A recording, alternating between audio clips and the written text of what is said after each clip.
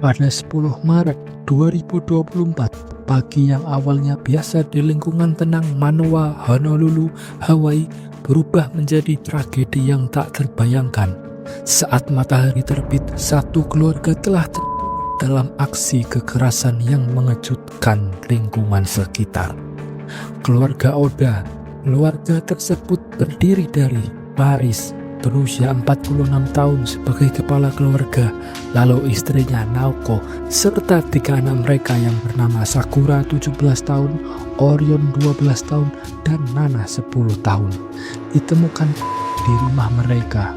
Pelaku tidak lain adalah Paris sendiri, yaitu sang kepala keluarga yang dengan tega istri dan anak-anaknya sebelum mengakhiri hidupnya. Sekilas, keluarga Oda tampak harmonis dan stabil. Paris adalah seorang ahli terapis terkemuka di lingkungannya dengan klinik yang berlokasi dekat dengan Ala Moana Center. Naoko sering membantunya, sementara anak-anak mereka berprestasi di sekolah dan kegiatan ekstrakurikuler. Namun, penyelidikan mengungkapkan bahwa di balik kehidupan yang tampak sempurna, Paris menghadapi tekanan keuangan dan masalah pribadi yang semakin memburuk hingga akhirnya mencapai titik kehancuran. Tragedi ini menjadi salah satu kasus pembunuhan keluarga paling mengerikan di Hawaii dalam beberapa dekade terakhir. Kasus ini memicu diskusi yang mendalam tentang kesehatan mental, tekanan finansial, dan beban emosional yang sering tidak terlihat tetapi dapat mendorong seseorang untuk melakukan tindakan yang tak terbayangkan. Pada Februari 2024, Paris akhirnya mengakui kepada Naoko bahwa ia telah menyembunyikan masalah besar seperti ia tidak mampu membayar pajak selama bertahun-tahun. Rasa takut akan konsekuensi hukum dan kehilangan segalanya membuat semakin putus asa. Meskipun Naoko berusaha mendukungnya dengan mengusulkan solusi seperti pindah ke Jepang, namun Paris menolak ide tersebut karena merasa itu adalah kegagalan sebagai kepala keluarga. Lalu, Paris mulai mengirim pesan mengkhawatirkan kepada sang istri Naoko, berbicara tentang membuat rencana untuk mengakhiri hidup bersama mereka dan anak-anak mereka. Ia percaya tidak ada orang lain yang dapat merawat anak-anak mereka sebaik dirinya.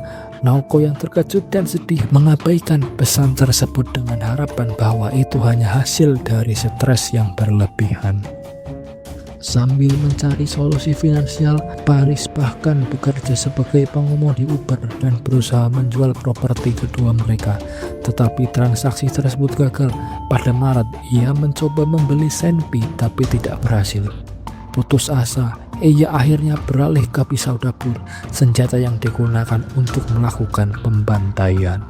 Lalu, pada suatu malam sekitar pukul 2 dini hari, seorang penyewa yang tinggal di sebelah rumah mereka terbangun oleh suara jeritan mengerikan. Takut dan tak berdaya, ia mengunci pintu dan berdoa agar kengerian itu berakhir. Beberapa saat kemudian, ia melihat darah merembes ke bawah pintunya. Dalam kepanikan, ia akhirnya melarikan diri melalui jendela dan menelepon polisi. Lalu pada paginya sekitar pukul jam 8 pagi, tapi awalnya tidak menemukan tanda-tanda gangguan atau keanehan apapun. Mereka bahkan meninggalkan tempat kejadian setelah bicara dengan para tetangga. Namun 15 menit kemudian, penyewa yang ketakutan tadi menelpon lagi, kali ini dengan lebih banyak rincian. Ketika polisi masuk ke dalam rumah, mereka menemukan tubuh Paris Oda tergeletak di lorong, dikelilingi dengan genangan merah.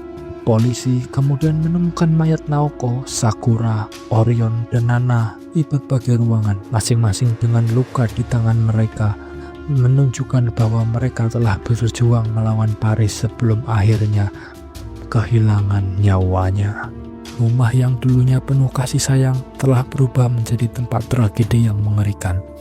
Kasus ini menunjukkan pentingnya mengenali tanda-tanda peringatan dalam kesehatan mental. Paris telah memberikan petunjuk tentang keputusan dan pikirannya untuk mengakhiri hidupnya serta keluarga, tetapi tidak ada yang benar-benar menangkap keseriusan ancamannya.